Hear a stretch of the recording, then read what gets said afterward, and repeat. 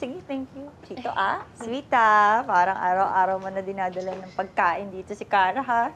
Hindi. Kasi hindi na nakapag-date sa labas eh. Kaya, ayun. Pares kami busy. And actually, we don't like going out na masyado. It's so nakakatamad kasi maghanap ng place to go. Plus, sobrang traffic. Alam mo, totoo yan. Kaya alam mo ginagawa ko? Dinadaanan ko si Patrick doon sa KTV.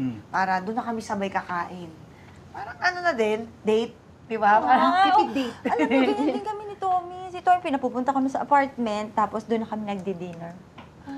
May iwas din siya sa traffic. Hindi, sa gastos. Uy, ano pala, no? Pwede din pala tayong tumambay sa bahay.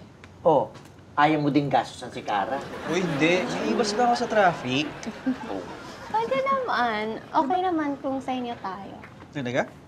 Of course. Di ba sabi ko naman sa'yo, ang importante is magkasama tayo. Ah! Laks! At